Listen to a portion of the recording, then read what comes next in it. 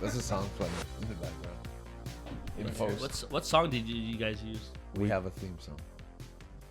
Did we start? Did you guys make it? Yeah, we made the song. I think the episode started already? No introduction? Welcome back to another episode of Searching for McGuffin with your hosts, George, Gabe, Jonatan. Lit. And yes, we have a theme My song. name is Jonatan, but I identify as Link. Oh, that's fair. Somebody has to. Where is that guy anyways? Yes, we did. If it made it to the beginning of this episode, I'm not sure where the audio kicks in, but yeah, I'm gonna make him have it overlaid so that you can be talking about it while it's playing. Yeah, there's a. That's cool. We have a theme song. Yeah, we have a theme song from an Argentinian music producer that I call Cantias or Carnitas. You call Carnitas, and I call him. Okay, as long as it's not AI. No, it's not. No, I said I said someone made it. An artist. We compensated an artist in a South American country. But it was but it's we're not part of the problem. But no, but you Depends chose how the second worst thing in Argentinian. Oh, jeez. Okay, yeah. So we did. They're the Argentinians. Yeah. So yes, that's the original It's theme a joke. that you heard at the beginning of this episode. Awesome. Not you specifically. Yeah. Because our audience did. Okay. Anyways, welcome back to week 2. As we continue to explore the topic of animation, we've got our guest Jonatan here to discuss the industry. We're going to pick up the conversation right where we left off, unless anyone has any. Thank you for having me again. Yeah, you mentioned It's been 7 days. That's right. We've been sitting here waiting for the next episode to release. I've just been staring at the camera the whole time. Yep, we tend to do that on the show. We finished talking about some of the challenges last week. This week, I want to talk about how you balance in the industry the challenges, or rather, technique versus creativity. Meaning, there's things you have to do in order to get the job done, meeting these demands, time, money, etc. And then there's decisions you want to make from a creative perspective. Where do you find that balance between those two? Who wins out normally? You know, it's obviously it's based on the project, but also I'm blessed with a wonderful business partner because my business partner Thiago, excuse me, I'm getting choked up about it. Yeah, wow, No. you're really emotional. no, Tiago, thanks. Thank you so much. You've You need changed this more water? man's life. no, it's fine. I just had to clear my throat. Go Anyways, on. I have a great business partner because what me and Thiago, we've known each other since college. That's where we met, and we've in animation, especially doing animation in Miami, is extremely difficult because there's like no industry here. Mm-hmm. Ever since the film industry's been taken out because of the lack of incentives and stuff many years back. Yes. Our wonderful, senators and governors. Mm-hmm. We realized We try not to get political about how our current administrations no, this is like 15 years ago by taking away all possible funding for the arts and entertainment throughout the state, basically destabilizing entire industries. We try not to get into details. Even though it's only Good to know. Good to know we don't get political. even though it's only one. This even is though a neutral show. even though the budgeting for the arts was only 1.4% of the whole budget of Florida. Yeah, I get it. Exactly. So, we every time, like throughout different companies, throughout different things, we would always, whenever we needed extra hands or extra artists or animators, we would always call each other because we were either the two dumbest or smartest people to keep doing animation here. We'll find out depending on the success of our business. Right. But what makes us work very well together is that we kind of have a yin and yang effect. That's what it is. We have a yin and yang. I am a more technical person. I'm more of a technical artist, and that's what I do. Rigs and scripts and all this. But I also do a lot of animation. The thing is that I tend to second guess myself or question some of my creative decisions. As we all do. Yes. But Thiago is very confident with the design choices he makes, the color palette. So can't relate. So he kind of helps balance out the lack my insecurities Mhm. in the creative side, but he understands the technical stuff, but he's not a very technical savvy individual. Got it. He's one of those that just nothing is greater than an NES and a Super Nintendo. So he doesn't even play modern games. He still plays on his CRT, all his old games. Respect. Like he just Yeah. doesn't. Mad respect. He doesn't care about technology and that. So, but he understands it, right? So, because of that, we work very well because I let him be the creative lead and I end up being the technical lead. And since we understand the bridge between those two quite well, we can execute things more efficiently. So did you say a good team essential to that Yes. process? A good partner. 100%.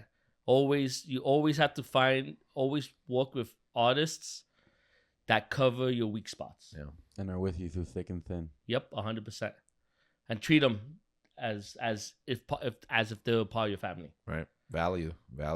That is true. I think throughout the years since you've had this friendship with him, I can tell he's someone that's you appreciate him very much, and you've always made it out, even like obviously to us. I mean, yeah, you saw how choked Yeah. up he got just talking about it. But it seems like you guys do have a good, obviously, friendship, but a good working relationship as Yes. well.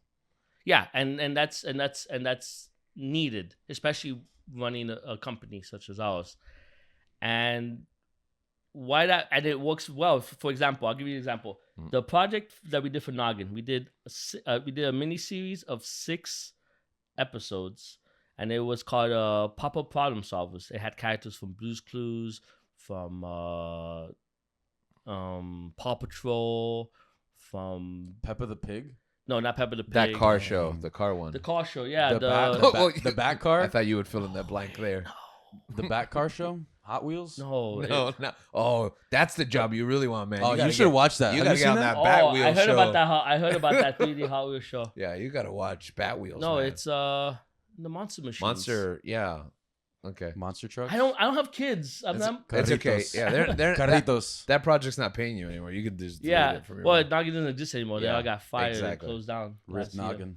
Yep, Rip Noggin for real. Some of those shorts you can find on YouTube, I believe, right? I think I've There's seen like some one. of There's about like 1 or 2 you can watch. them. Yeah. The rest one, the Noggin app, if it still exists. Wait, so you I don't don't think have it any of that exists, stuff? no.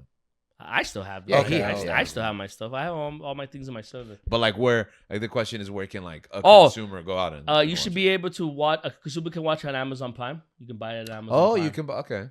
How many It's- drives do you have of your work throughout the years that you've collected?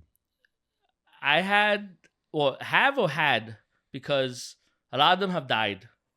So you just lost Before that Solid- I've lost a lot of Before things. Solid Slate.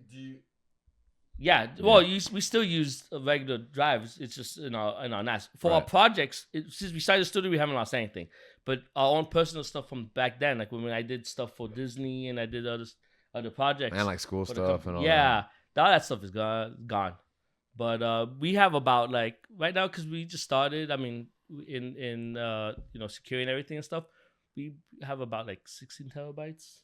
And that's like on multiple drives or just... Yeah, that's the cost of mode. Yeah, we have our own. We have a server drive, like a server that holds all of our stuff. Nice. And then what we do is So at it's the just end like of all the stacked like on top of each yeah. other. Well, we have And then what we do is that we have our projects on cloud. Our current running project, we have it on the cloud, and then we use Google for the cloud.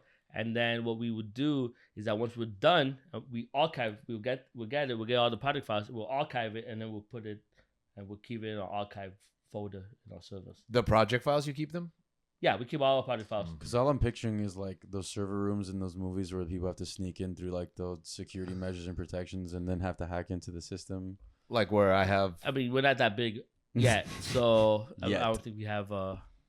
We need that. okay, like that room where I have all those students just grinding battle passes and Rocket League passes like that. That server room. Yes. He has a data farm, a gaming farm. That's what it Gaming is. A farm. data farm. It's a gaming farm. Yeah.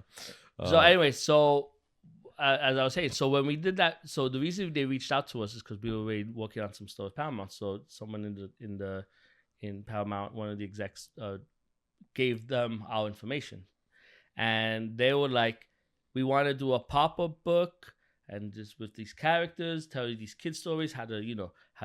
So that was their pitch. Yeah, so that's actually a pretty good idea. So they're like, oh, we want to do, and this is a internal project that they wanted to produce, right? Mm-hmm. And they're like, we want to have a lesson of like how to say, like how to like forgive and how to like, say thank you or how to say sorry, things like that. Things that adults don't do anymore. Yeah. Those things. Yeah. And actually, they don't even make content like that much anymore. Because I remember learning, ironically, and I'm not saying this is good or bad, but learning a lot of my morality from television growing up. Because they used to learn when you would watch these shows. And a lot of these shows nowadays for this generation coming up, like I have a little niece, and I see some of the shows. It's like it's very entertainment based and not so much like teaching lessons like that. Yeah. That's why Blue is awesome. Yeah, and I learned a lot watching your shorts from the Nagas once because I forgot that Blue was a girl. I didn't realize that. Yeah, Blue and Magenta, they're both. Yeah, Blue and Magenta are both girls. I don't know why. As an adult, I had believed that. Like from Blue's Clues? Yeah, Blue growing up, I thought he was a boy. Blue's a girl? She was yeah. Yeah, Blue's a girl. Huh. Yo, get out of your toxic masculinity, man. That is Blue doesn't necessarily mean it's a boy. I mean, as a little kid, the toxic masculinity was just rampant. It's you have to break out of your binary way of thinking. Because there was a blue dog and there was a pink dog. My assumption was that they were good. Yeah, no, they're both girls. Yeah, they're both girls. Huh. Blue is a girl. Wow. Yeah. So you might have just changed the outlook, the course of my life. I'm pretty sure there's audience members right now who are like, no way. Their jaws are on the floor? They're Wikipediaing, they're Googling it right now. They're asking ChatGPT. There you go. They're putting it in TikTok. No, actually, by the time this episode drops, there may or may not still be TikTok. All right. Let's get to that. Wait, you're not done with your story. No. Yeah. What were you gonna say? Let's just talk about the ever-facing evil of AI. Okay. So that is the next one. As soon as the story's done, that's what So I'll give you an example of like the whole art and technical, right? So basically what happened was that they're like, we want to do this. We have this children's book type pop-up book, zoom in, all that stuff, right? And we're like, we don't know how to do that. Like, we're like, that sounds like some 3D stuff, but you guys wanted 2D. My business partner just goes, yeah. All right, cool. Give us a month and we'll give you something. We'll give you some tests. Just say yes. We'll give you some tests. Fake it till you make it. Because like you said, nobody else knows what they're doing. And then when after the call, he goes, good luck. Let me know how it goes. And I'm like, great.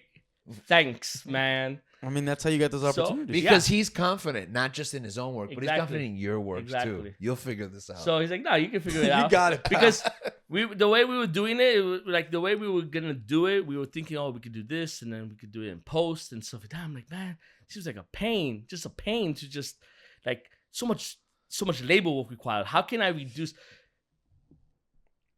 Bill Gates has it right where he says the best thing to do is hire lazy people because they'll find the most efficient way to solve a problem. So what I did is I'm like, all right, cool, let me research. And I was looking through it. I was like, okay, we animated in Toon Boom. We need these 3D stuff. So we gotta use a 3D program. We use Blender, so we don't have to pay for anything, which is fine. But how am I supposed to get these 2D elements to come in 3D that's not sprites because they need to have shadows, they need to have volume because they're supposed to be like cardboard, right? Technical so that the edges and stuff. And I was looking up, I was doing some research, and I bumped into this studio in Canada called ED Films, and they are awesome. Because shout out ED Films. ED Films they created a plugin for Photoshop that would export frames into 3D meshes. And I know exactly what you're talking about. The flat 3D meshes. That makes sense. I could still work with that because it will give me it would literally give me the vector like the whole. It takes the part that you don't know out of it. Exactly. And how did you find this? I just Google. I was just searching online, looking for plugins, trying to see if there's a way to do it. And then it originally was because it was an animator from that boutique, from that animation boutique over there, from that film boutique over there, that he would do the stuff in After Effects, but then he wanted to use 3D, like a 3D program. So he created this plugin. So I'm like, awesome. I got a hold of them. I'm like, hey, I don't know if you guys are still selling this. You guys don't have you guys, it doesn't look like I can purchase it, but you guys have it. Is there a way I can purchase this tool from you guys. And they're like, yeah, sure. We talked. We've had a relationship with them since. We still work with them. We give them feedback with some of the tools. They're great. They're great That's people awesome. to be Shout with. out Canada. So yeah, Canadians are awesome. Do you know what EDF stands for? Or? ED? I don't know what Is ED the D dairy? D dot. Oh, is D for dairy because of the cows? Or? No. Okay. No. So what happened was Okay, that between that plugin, so that was the bridge between my 2D software and my 3D software. I was able to create scripts, and I was able to build out my own like tools in the 3D software to alleviate a lot of the manual work. So I would do it manually and be like, got it. That's what I need to do. And then I'd code that. I'd get what I would do, and then I'd do it in code to automate. Actually, I even did automation tools I even made automation tools in Photoshop so I could export faster too. Is that something that you learned while being to be an animator, like in school, about like coding? And Is this stuff that you had to learn like during your like progression of your career? Yeah, it's as an animator, as a creator. No, I mean like things, I'm like a stock only animator. way I don't think he learned that in school. That's what I'm saying. Like, no, my school was crap. That's why they got sued and I got my student loans discharged. Yeah, screw you, AI. Okay, but what I'm saying Oh, AI is the name of your school. Yeah. It is evil. There's levels to this. It all comes together. So, the evils of AI. So it's like he's just burying AI schooling, again. look, animation, you don't need schooling. Though this is the way schooling benefits certain people that are getting into animation. Mm-hmm. School, I believe that school, when it comes to art, is for those that cannot self-drive themselves to learn the basics and certain people that things. need structure. Right. That people that need structure, exactly. Guidance. Yeah, they need a goal. They need to, and then because honestly, art, things like art, I think art is like animation should be like, being an animation should be like a blacksmith, like I was back then. Mm-hmm. Like I should be taught by another senior animator. I was gonna say, didn't they have mentorships? Yes,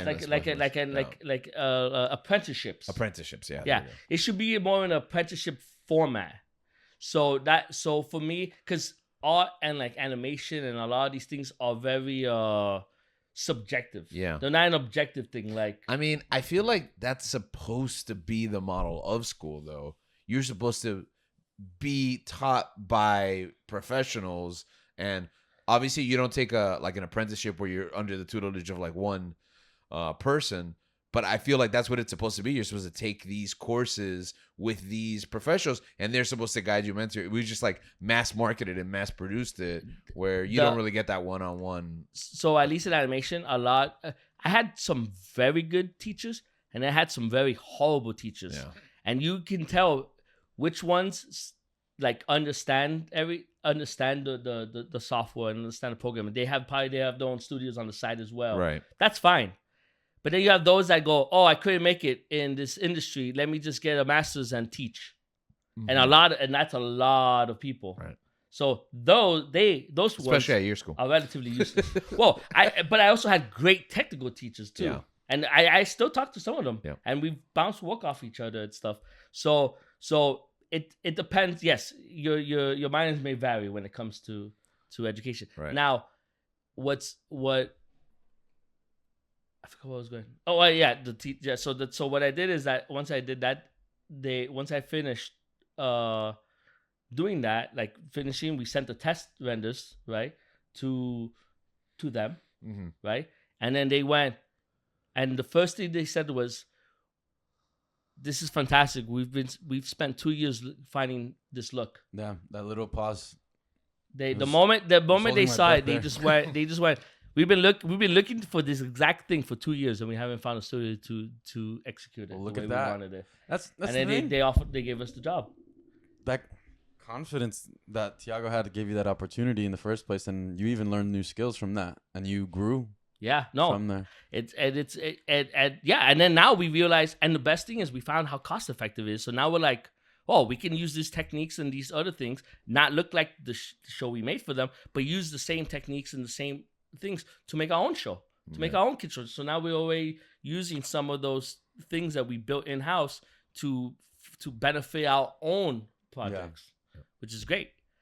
And that project was great and fantastic. And we were supposed to be working on other things, but the whole virus strike happened, the shutdown of all the other things. So, Another thing is too, you kind of alluded to the progression and adapting to new technologies and new necessities. Like you had to learn to code after the fact. And going back to what you said about school, is the opportunities and the access to certain resources has grown infinitely. So I think more and more formal education has to kind of find how it fits that need, because like you said, with not to over like give credit to, but with AI and with YouTube and with search engines and a lot of software that's easily accessible, even if it's not that I'm a big fan of the subscription model, but like these expensive programs that now it's like a little bit at a time rather than like hundreds of dollars dropping them at once. Like there's ways to figure this out for yourself in ways that maybe like 10 years ago there wasn't. And as an artist,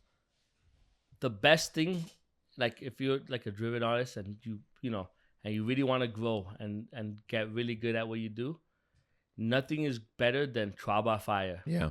You go, I'll take the job. Even if you don't know anything. I've done that so many times. I'll take the job. I'll figure it out. I don't care if it takes 3 times longer than I'm getting paid for. Yeah. Because nothing is more important than the skill sets you learn from the project. Yeah. So speaking to that, I want to talk a little bit about the trends in animation that we see emerging. What are some of the things? And I think Gabe, I guess we'll start with the big one. Gabe mentioned artificial intelligence and its use in animation. Not to be confused with the Art Institute. And feel free to bury Coca-Cola and Secret Invasion and... I believe AI is an amazing, phenomenal, fantastic, one of the best things to ever exist tool. As a tool. And it's a horrible, atrocious, put that in the gutter final product. Mm-hmm. And we use AI for a lot of things, but only as a reference point. For example, sometimes we would use let's say we need to do a certain shot, right? So because we've done music videos for this YouTube group called Your Favorite Martian, right? My Favorite Martian? It's called Your Favorite Martian. They're very popular. Marvin is my favorite Martian. It's called Marvin? No. So Matt Damon is my favorite Martian. That's true. Marvin is my favorite Martian though too also. Not Matt Damon. No. Okay. He's not really a Martian. He just went to Mars. The name of the movie is called The Martian. He lived there. He's a Martian. I got mad at that movie because I thought a Martian was going to come out and they never did. Well, you know what? It was called The Martian. And I'm like, oh, there's only a human here. Why? Well, you know what? You're going to love Ryan Gosling in Project Hail Mary. Remember that, okay? Whatever that movie is, I'll watch it now. Watch it. You're going to love it. Is it out already? It's this year, but it's just like The Martian, but there's a Martian. So yes. You're going to love it. All right. So what would happen is that we want to do certain shots at certain angles. So what we do is that instead of like, since we're doing the project, we do these projects in house. We wanted to get a certain perspective, a certain look, right? So what we did is that we would use like the image generation, just to get a basic like like in one of the shots, it was like they're going up to an attic. This father was going up to an attic, and he was supposed to look all scary and stuff. Right? We're like, okay, how should we have that? What perspective should we look? So we would like use like, okay, this we would use the image generation to just look at it and be like, all right, that can work. That might not work. All right, I could use this perspective.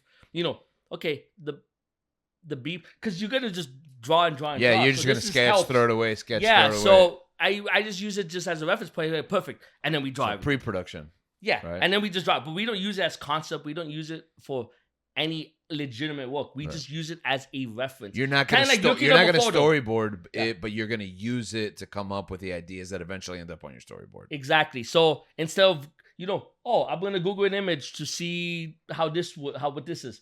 No, I'll create I'll just image generate exactly what I'm looking for. All right. Gives me an inspiration, kind of like, okay, I think I know what I can do with, and then from there execute the art. how do you feel about studios that do use it for pre-production steps, but then don't in the final product? Like doing something like instead of getting a storyboard artist, generating a storyboard and then using that like as your reference point. I think that's crap. Okay, why? What's the difference there? I'll give you the difference.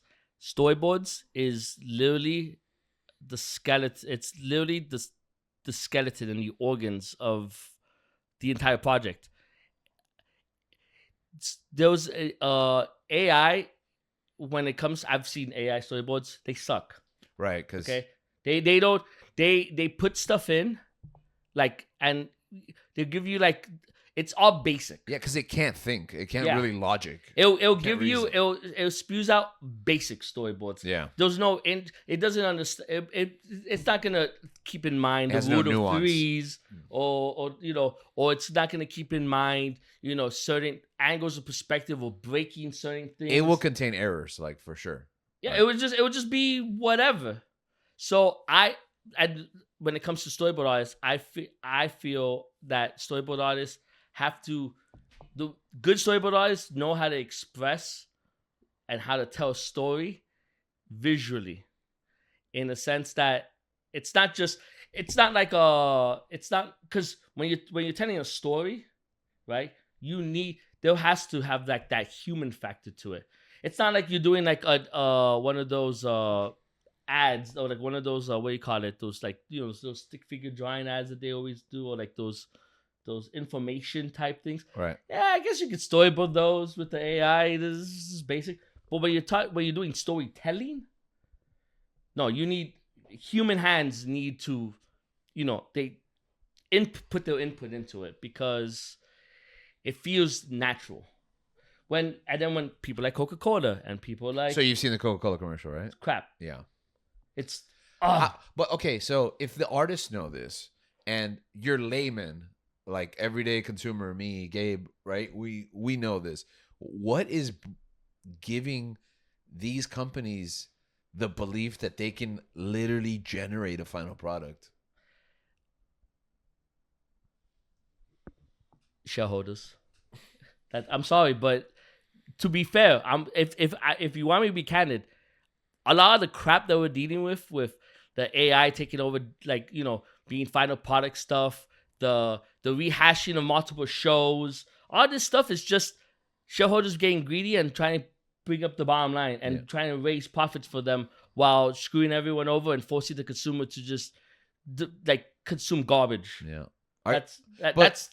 that is literally the only issue. But the quality is so clearly absent there. How are they not aware that they don't care? They don't care. They assume that it's coming out, you're gonna watch it, because what else are you gonna watch? At the end of the day, there's so many. I feel like with streaming, there's so much that it's just at this point, it's just a matter of getting people. Like somebody's gonna watch it.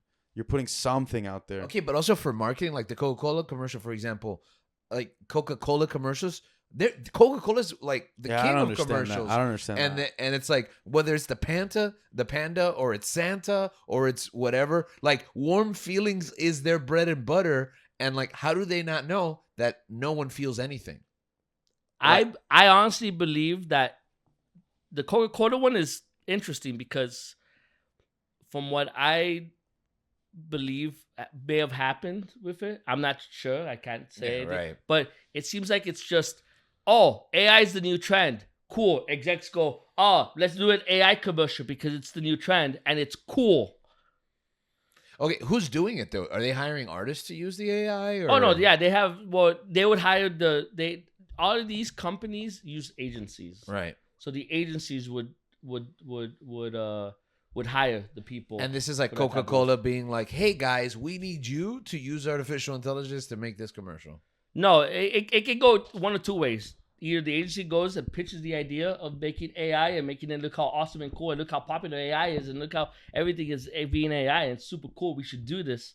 And then they go, cool. Or someone goes, hey, we need a new commercial. We should do AI. Yeah. Then this agency goes, okay. Do they have to disclose whether it's used with artificial intelligence? No, they don't. That's actually another issue. you don't need to disclose what is AI or what is not AI. And that's actually happening a lot in like Spotify with music. A lot of that Spotify is making their own AI generated crap to not have to pay royalties to people that are actually making music. It's actually a huge issue going on right now. So with the Coca-Cola commercial, not to harp too much on this project specifically, like they do disclose. Is that like that's less bad? Yeah, much less bad. But is it? What is their motivation? And again, I know obviously we don't know. This is just speculation. But what do you think their motivation is? Is that like ethical, like virtue signaling, like, oh look, we're being upfront about it, or do you think they're genuinely proud that they made this commercial with artificial intelligence?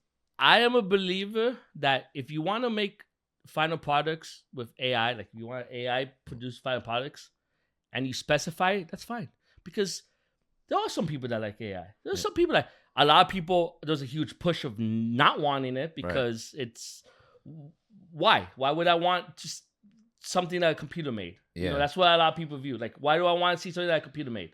So, but there are some people that are like, oh no, it's cool. I like it. Like people send me AI stuff all the time. I'm like, please stop sending me this. I don't want to see any of this. I don't care how the Justice League would look in the 1950s. I don't care. I don't need to see. I don't need to see Star Wars in a bodega, bro. Stop it. Like I don't care for any of this. I kind of use AI. It makes me gross. I use AI to make my own memes. Like we'll make a joke in a conversation, and I'll send like an artificially produced picture. That's fine. You already know. Everyone, it's super obvious that it's artificially produced, so that's fine. You're not using it as a. You're not passing it as your own work. Exactly. Yeah. So that's now the AI is getting really scary, really good because I've seen some animation, some like 3D, they're even leaning more into like some 2D stuff now lately. Yeah. I'm like, this is gonna take a bunch of people's jobs. Yeah. It's already taking it was supposed to take a bunch of writers' jobs, but they did the strike. And now, if they ever have to work with in their contracts, if they ever have to work with AI, with an AI script and stuff, and have to rewrite and other stuff, it's considered their own, and they get the same royalty rights. Interesting. So that's one thing that they fought against. Same thing with voice acting. Voice acting, you can't do it, even though they themselves just said, oh yeah, we can license voice actors for AI. So the voice actors that end up getting AI still have to get paid for their likeness. Things like that. So there's certain protections, certain unions and stuff in the industry are working to keep it safer. But I feel bad for like junior copywriters and stuff because ChatGPT does a pretty decent job as like I wouldn't say a senior copywriter. Senior copywriters are important still, but I feel bad because to get to a senior copywriter position, you need to practice. You have to be a junior copywriter. But if that job gets taken away, how are you ever gonna be a senior copywriter? Those are the issues. Those are the catch-22s that might start happening. Yeah. With maybe like instead of a jury like sketch, like a courtroom sketch artist, like you just need to literally hire a guy to just press a button and like sketch up the pictures of what's going on or whatever. Like I'm pretty sure you can automate so many of these like artistic jobs. We don't really see the everyday levels of art. I'm going back all the way to last week when you mentioned like some of the experience that you had. You talked about medical animation, and I didn't get a chance to ask about that then, so I'm just gonna kind of circle back. What is medical animation? What is?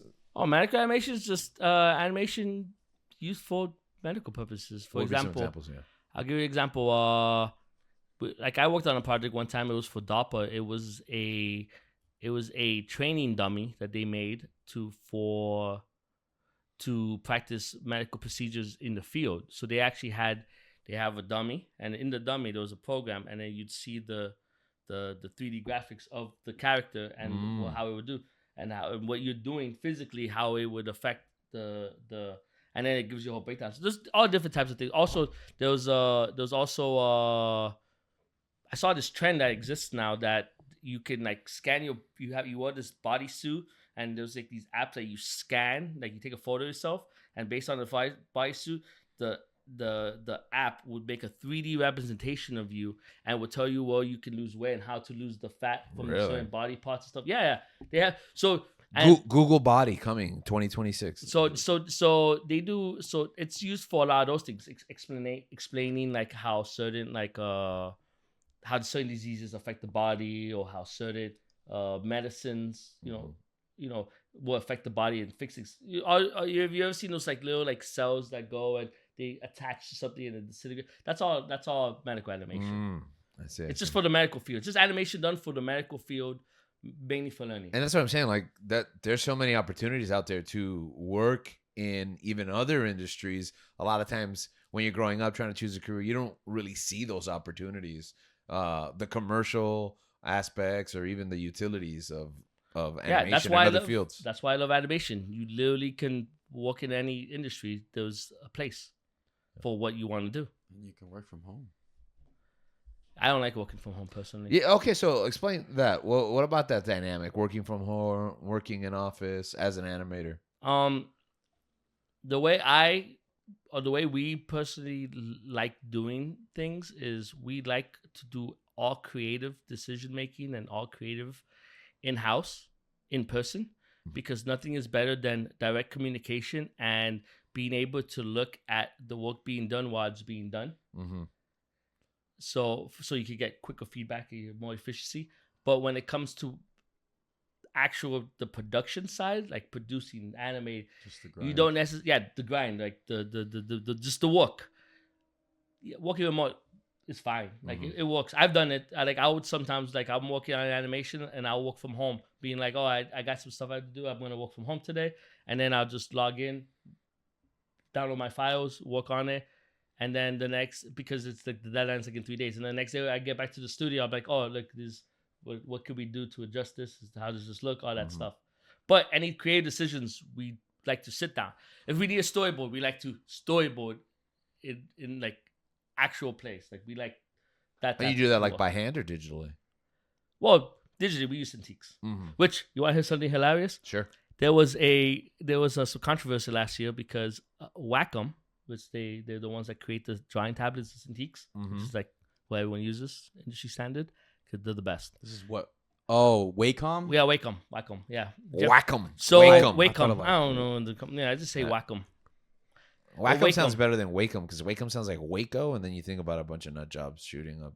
Anyways, continue. Well, depending on how this conversation goes, they might be related. Okay. So in Wacom, they came out with an ad last year. I believe it was last year.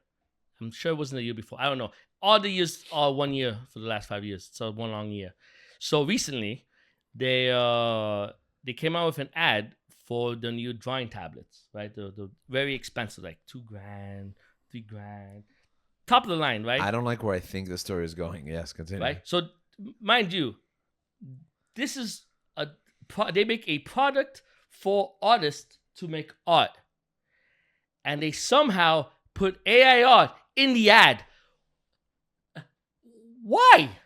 How are you trying to promote your tablet for an artist to spend thousands of dollars for a product that they're gonna not have a job because you didn't hire one to do the art on your ad? Same thing as Waco.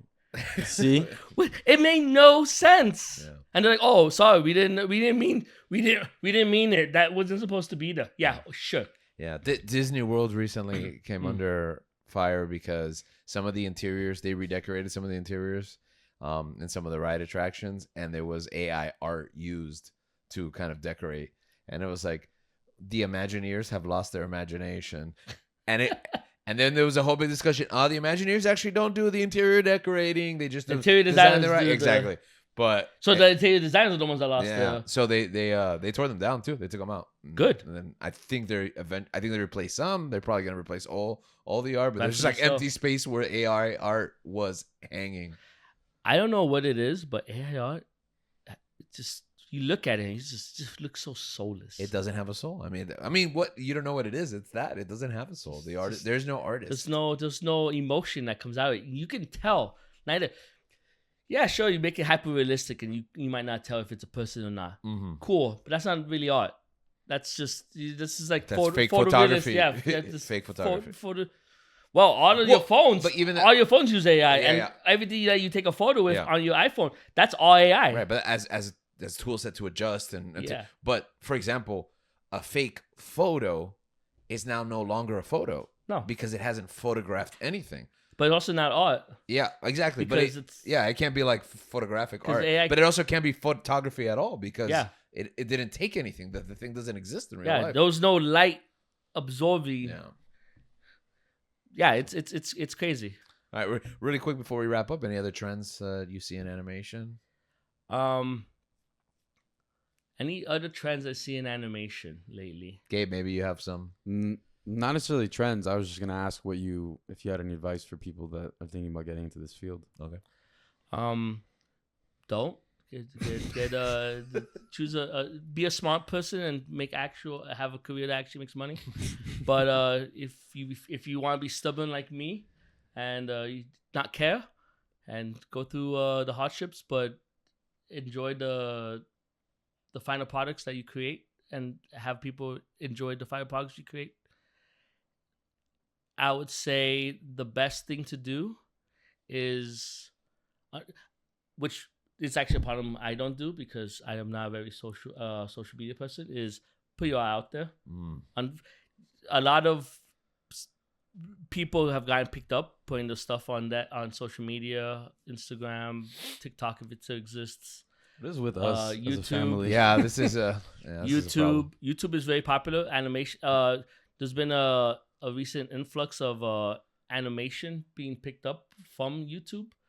Digital Circus from Netflix, they were picked up and they were originally a YouTube channel. They did one episode. They got like 48 million views.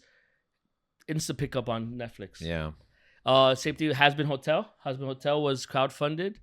She broke the mold. The creator broke the mold. I forgot her name. She didn't follow the industry or anything. She wanted to make what she did.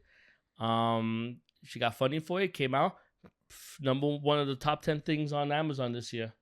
Huge following. Mm-hmm. So I'll even give shout outs to Flimpo Studios, which is an interesting new group of very young recently graduated kids that opened their own studio, and they've been showing process of animation on TikTok, and they've gotten a pretty good following. They're also crowdfunded through Patreon and TikTok. Oh, we missed that. And they do. Yeah, like I said, I'm awful with social media. So we should be having more presence ourselves as a studio.